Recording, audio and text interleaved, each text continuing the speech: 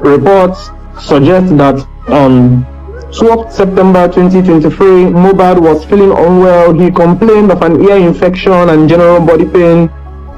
In many parts of Nigeria, the first instinct is not to drive to a general hospital or a registered pharmacy.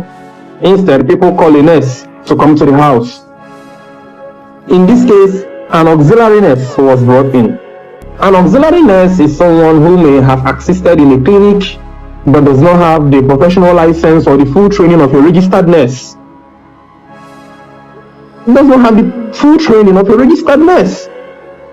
Drug mechanisms, contraindications, clinical notes and warnings, they lack it. They just tell you, take this, you'll be fine, take this, you'll be fine. But what of the drug mechanism, the mechanism of action of drugs, the clinical notes and warning, the indications, common allergy, drug reaction, polypharmacy, these are little nitty-gritties. So this street nurse reportedly administered 3 different injections to Mohbad. Shortly after these injections were given, his condition worsened rapidly. He began to vomit and eventually lost consciousness. Unfortunately, he joined the Eternal shortly after. To understand something, to understand why Mohbad died, we must look at the drugs likely involved and the environment in which they were given. Forensic reports, the autopsy, points toward a cocktail of an antibiotic and a sedative or antihistamine, such as promethazine. Promethazine is an antihistamine often used to treat nausea or as a mild sedative. Ceftriaxone is often given for infections. Then the syringe, which is the tool that was used to bypass the body's natural defenses.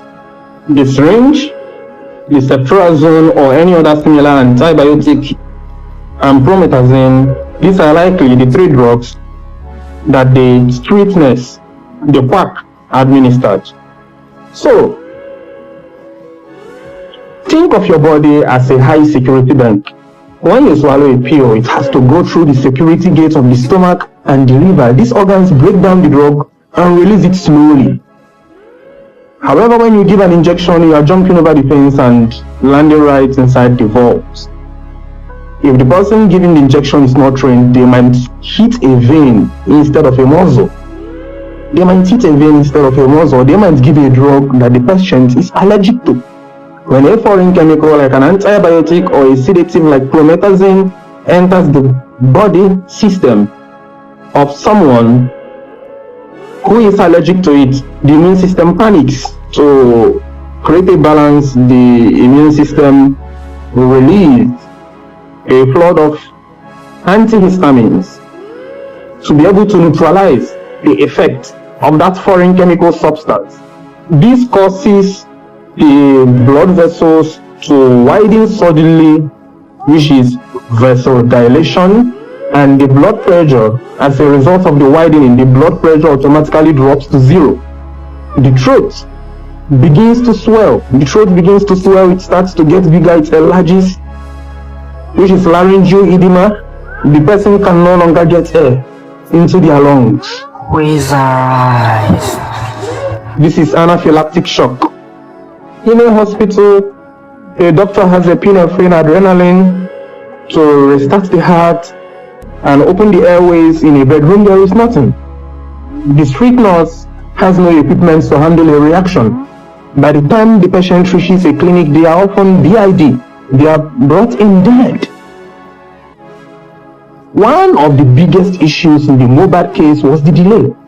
He was buried quickly and then exhumed, dug up weeks later for an autopsy. In forensics, time is the enemy. As soon as the person dies, the body begins to break down. Bacteria begin to eat the tissues. The process produces its own chemicals, which can hide the drugs that were actually there.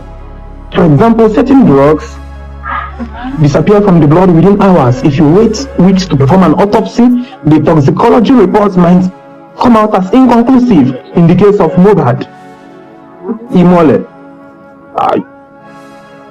This does not mean the drugs were not there. It means the evidence has been erased by time. This case ties directly into what I see every day in the pharmacy.